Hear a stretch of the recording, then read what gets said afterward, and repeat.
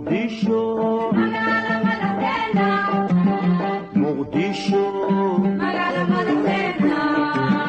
مقديشو مقديشو سيدا مراها لولكا موجدها بدوينتا موقتا دحيودا. بسم الله الرحمن الرحيم داوديال كسو دوادا برنامجكeenii Muqdisho iyo maanta oo toddobaad walba hadahan oo kala kala socotaan telefishinka caalamiga ah ee Cable TV isaguna barnaamijkan alaba idin kaga yimaada magaalada Muqdisho caasimadda wadanka Soomaaliya toddobaadkan barnaamijka waxaan ku qaadaa dhigi doonaa dhismaha ka soconaya gudaha magaalada Muqdisho ee dhanka guryaha iyadoo ay muuqanayso in magaalada Muqdisho caasimadda dalka Soomaaliya in fara badan aad iyo aad ugu kabcayso dhanka dhismaha guryaha taasoo dabaqyo fara badan ama fooqaq fara badan laga dhisayo gudaha magaalada Muqdisho sidoo kale magaalada Muqdisho caasimadda wadanka Soomaaliya ganacsigeedu aad iyo aad u kabcayo isla mar ahaantaana uu ka mid noqonayo sida ganacsiga caalamka barnaamijka ayaa qayb waxa ka noqon doona qaar kamid ah dadka ku dhaqan magaalada Muqdisho oo ra'yigooda ay ku cabiri doonaan sida ganacsigu uga soconaya magaalada iyo sidoo kale dhismaha bilicda leh ee ku soo kordhaya magaalada Muqdisho caasimadda wadanka Soomaaliya waxa xusid mudan in qaar kamid ah wadooyinka magaalada Muqdisho ee caasimadda wadanka Soomaaliya gaar ahaan halbowle isu socodka gaadiidka iyo dadkaba ay xiran yihiin taasoo u xiran yihiin safaaradaha qaar ee ku yaala gudaha magaalada Muqdisho iyo shakhsiyaad iyagu gaar ah ama hoteelada qaar ee ku yaala gudaha magaalada Muqdisho taas oo magaalada Muqdisho marka la eego siday u kabcayso amaankeeda iyo sidoo kale dhanka ganacsiga iyo dhismahaba ay lid ku noqonayso marka la eego qaar kamid ah wadooyinkaasi oo iyagu xiran isagoo TV-gu boonqan doono wadooyinkaasi iyagu xirxiran adigoo ugu horeyn ku bilaabaya magacaaga sidoo aragtaa dhismaha bilicda leh ee ku soo kordhaya magaalada Muqdisho taa iminka barnaamijkan Muqdisho iyo maanta aynu diiradda ku saareyno dhismaha iyagu guryaha ee ka soconaya magaalada Muqdisho caasimadda wadanka Soomaaliya bismillaah horta aad iyo aad baad u mahadsantihiin TV-ga Cable aad iyo aad si aad ugu dadaaleysaan bilicda iyo wanaagga aad sameeynaysan oo aad tusaysaan maartay dadka dibadaha jira iyo gudahaba oo aad tusaysaan Cable inta fiirsanayso oo waliba aad iyo aad u la xiriirta waxa weeye hadda anigu waxaan ka imid Nairobi college baan soo dhigtay oo 2 sano ah peace conflict management Nairobi hadda waxaad moodaa Muqdisho inay noqonayso qaabkii Nairobi oo kala ah oo half London baa la yiraahdaa Nairobi waxaan filayaa inay half London noqonayso oo quruxdeeda iyo bilicdeeda sidoo hore markaad fiiriso Soomaalida timid oo dibadaha ka timid iyo kuwii ganacsada ahaa iyo kuwii kaleba noloshooda ma aragtay ay maareynayba nin walba dhinac buu ka qaatay oo dhinac buu dhismaha ka dhisay marka hadda waxaad arkaysaa guryo aad garan karinba say u dhisan yihiin imaash aad ka gelayso imaash aad ka soo baxayso oo wada dhala ah marka aad iyo aad baan ugu faraxsanahay arinta iyada oo aan u aragnaa maartay wanaag weyn iyo maartay qaybta aad maartay arinta iyadaan maartay aad iyo aad baan ugu faraxsanahay Cable iyadana inay maartay dadaalkaas weyn ay sameynayso oo annagana ay tusayso ama ummadda Soomaaliyeed ay maartay ay ku dhiirigelinayso in maartay dalkoodii inay dhistaan marka aad iyo aad baan maartay aan Cable aan maartay ugu mahadcelinayaa dalkan inuu dhisan yahay oo aad iyo aad u dhisan yahay oo wax badan laga qabtay baan u sheegaynaa qolooyinka maartay dibadaha jira oo dalkan leh haddii Afrika jiraan iyo haddii Aasiya jiraan iyo haddii ay maartay Yurub jiraan iyo Ameerika jiraan waxaan rajaynaynaa in dalkooda mid walba oo wax ka dhisto oo hagaajiyo oo qaabka maartay wanaagga iyo nidaam ahaanba ay maartay ay qayb ka qaataan mid labaad waxaan ku baraarujinayaa maadaama aan xalinta khilaafaadka aanu nahay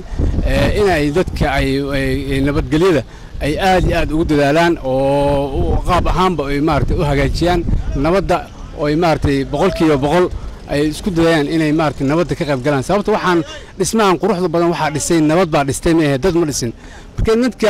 lacagtiisii uu haystay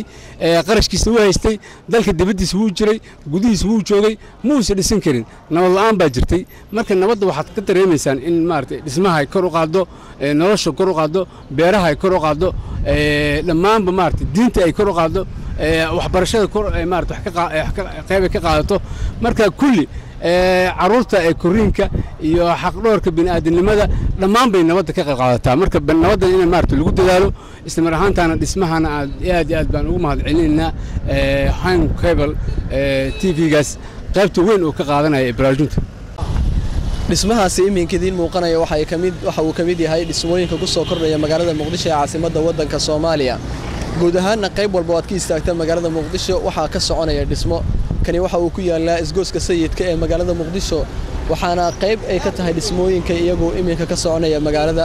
markaynu sii jaleecno dhismaha ku xiga ayaa waxa uu yahay mid isagu dhamaaday dhismihiisi waxaana gacan ka geystay isla markaana dhismahaasi qandaraaskiisa qaatay injineero Turkish ah kuwaasoo iyagu qaar ka mid ah inta badan dhismaha ka soconaya gudaha magaalada Muqdisho ee fooqaqa laga dhisay magaalada qandaraaskooda qaadanaya waxaana xusid mudan in dhismahani uu dhisan yahay sida dhismooyinka ka dhisan dalkaasi Turkiga taasoo qayb ka noqonaysa hadalkii ahaa gudoomiyaha gobolka Banaadir Maxamuud Axmed Nuur Tarsan ee ahaa in la mataaneynayo magaalooyinka Muqdisho iyo Ankara waa tahay daawadayaal wali waxaynu bartamaha kaga jirnaa barnaamijkeennii Muqdisho iyo maanta toddobaadkan aynu ku eegaynay dhismaha ka soconaya gudaha magaalada Muqdisho ee dhanka fooqaqa iyagu laga dhisay gudaha magaalada Muqdisho iyo sidoo kale ganacsiga iminka qaabka uga soconaya magaalada Muqdisho ee caasimadda waddanka Soomaaliya oo iminka muuqanaysa in ay noqonayso magaalo ganacsigeeda uu aad iyo aad u kobcayo taa oo qayb ka ah ammaanka magaalada Muqdisho ee caasimadda waddanka Soomaaliya wadadani iminka aynu ku sugannahay waa wadada Maka al-Mukarrama ee gudaha magaalada Muqdisho marka la eegana ganacsiga waa wadada ugu ganacsiga badan marka laga soo tago suuqyada waaweyn ee ku yaala gudaha magaalada Muqdisho wadadan inta badan waxa ku yaala ganacsiyo kala duwan kaas oo kala duwan isla mar ahaantaana qaybaha kala duwan ee ganacsiga wadadan ay ka helayso waxaana iminka ay kamid tahay wadooyinka iyagu dib loo dayactiray marka laga hadlo dhanka wadooyinka taasoo si nabadgelyo ah ay ku marayaan baabuurta iyagoona baabuur walba uu marayo jidkii loogu talagalay muuqaalkaas aad u jeedaan waa masjid cusub oo isagu laga dhisay wadada Maka al-Mukarrama ee magaalada Muqdisho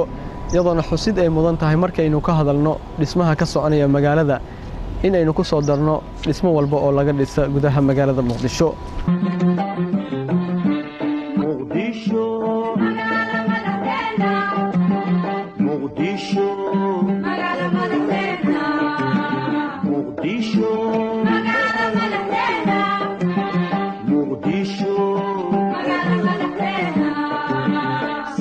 miraha lulka mawjadaha badweynta muuqata dhexdooda sida miraha lulka mawjadaha badweynta ka muuqata dhexdooda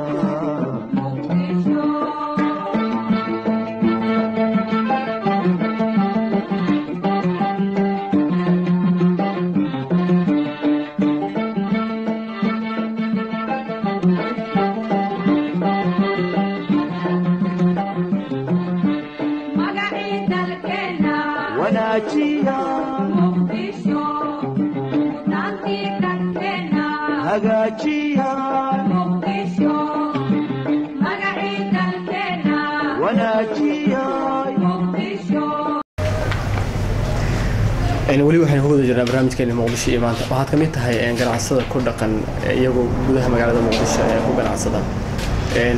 qaabkee marka ganacsiga uga socda magaalada Muqdisho oo ay ognahay in magaalada Muqdisho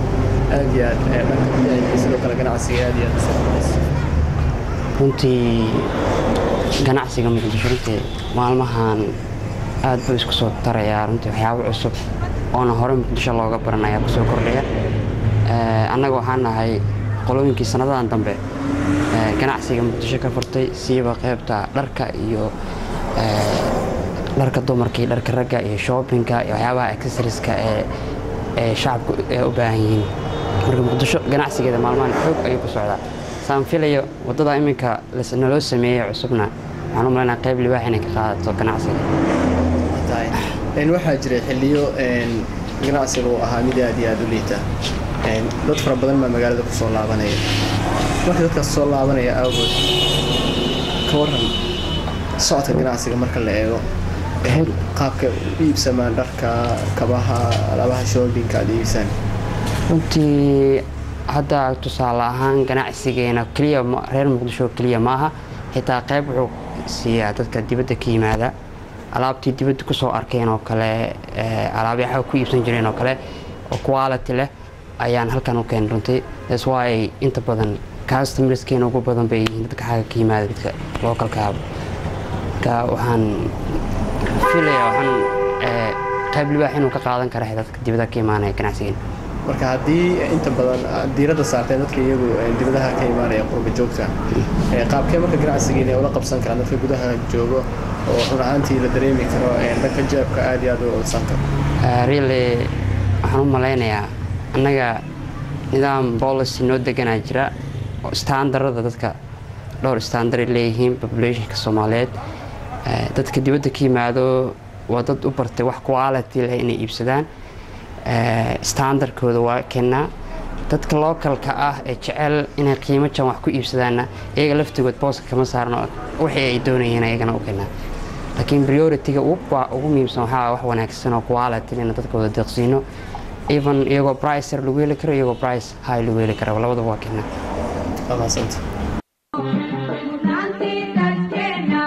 hagaajiyay Muqdisho ayaga muuqda Muqdisho ayaga muuqda Muqdisho magala madaxdeena Muqdisho magala madaxdeena Muqdisho magala madaxdeena Muqdisho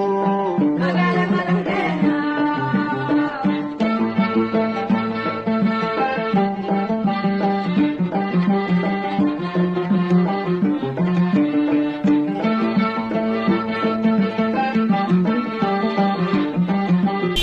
barnaamijku waa barnaamijka Muqdisho iyo maanta waxaynu kaga hadalnaa inta badan bilicda magaalada Muqdisho iyo inta badan ganacsiga magaalada Muqdisho ku soo kordhay iyadoo iminka ay muuqanaysa magaalada in aad iyo aad ay uga soo kordhayso dhanka ganacsiga iyo sidoo kale bilicda fooqad fara badan laga dhisay والله aad baan ugu faraxsanahay fikirkan in Muqdisho bilicdeeda soo noqoto hadda oo maalmahan ay sii zaa'idayaan wadooyinka Muqdisho la sii hagaajinayo taas oo fududeyn karta in ganacsiga uu sii zaa'ido dabcan waxaan u arkaa waa aad wax lagu mahadiyo maamulka gobolka Banaadir iyo dawladdan Xasan Sheekh waxaan u sii arkaa in ay sii zaa'idinayso bilicda magaalada iyo socodka gaadiidka inay aad iyo aad wax uga qayb qaadan doonto in magaalada bilicdeeda soo noqoto nin dhalinyaro baa tahay ku dhaqan magaalada Muqdisho waxa laga yaabaa in aad soo martay wadamo kale misleedahay adeegyada halkaas aad ka helayso kale inta ka heli kartaa aad weyn dhabaantii ku dhawaad hadda bili barbaan jooga Muqdisho aad baan ugu faraxsanahay sida ay u socotay qaabka waxaan aaminsanahay waliba inaan ka sii sareyn doono wadamo badan oo nala siman Afrikaana inaan ka sii hormari doono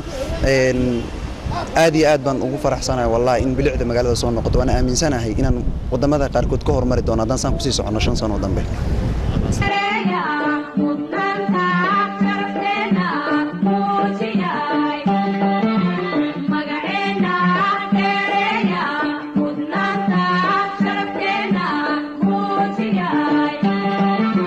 muruqeeniyo xoogeeniyo maskaxdeena isu geeyay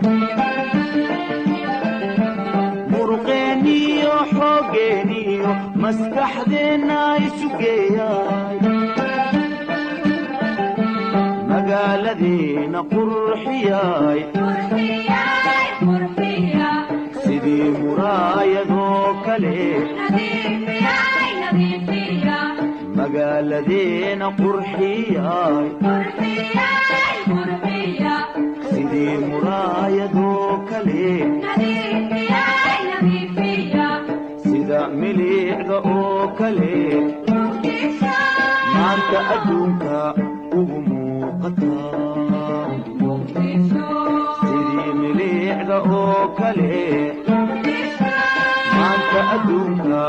uga muuqataa Muqdisho Muqdisho Muqdisho markii aad marayso wadooyinka magaalada muqdisho inta fara badan waxa ay noqonayaan kuwa iyagu zaxmad badan taasoo aad arkayso indhahaagan ay qabanayaan in gawaarida magaalada muqdisho ay ku soo badanayaan taana ay qayb ka tahay bilicda magaalada muqdisho waxaa xusid mudan in qaar ka mid ah saldhigyada inta badan magaalada muqdisho dib u dayactir lagu sameeyey taasoo aad arkayso in saldhigyada ay dhismayaan kani waa saldhigga degmada waaberi ee magaalada muqdisho isagu dayactir lagu sameeyey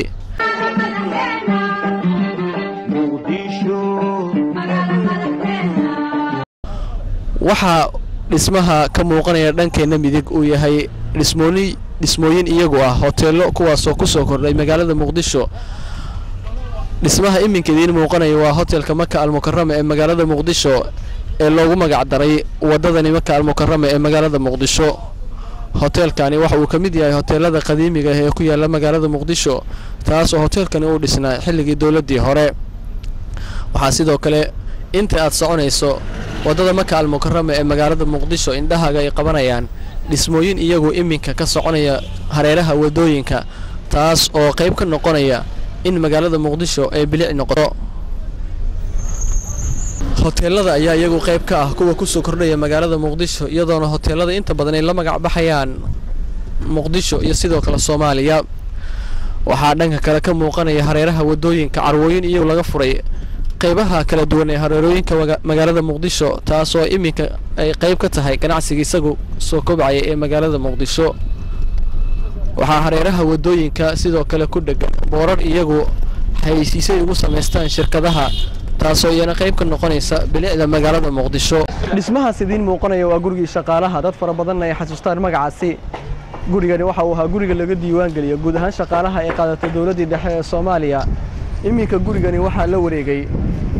hoggaanka socdaalka iyo jinsiyadaha ee dawladda Soomaaliya waxaana iminka uu noqonayaa halka laga maamulo hoggaanka socdaalka taasoo iminka halkan ay noqonayso qaybaha dadka ay ka soo doontaan baasaboorada waxaana qayb uu ka yahay bilicda magaalada muqdisho ee iminka dib u soo laabanaysa iyadoona gurigani dad fara badan ay ku xasuustaan xilligii bartamaadkii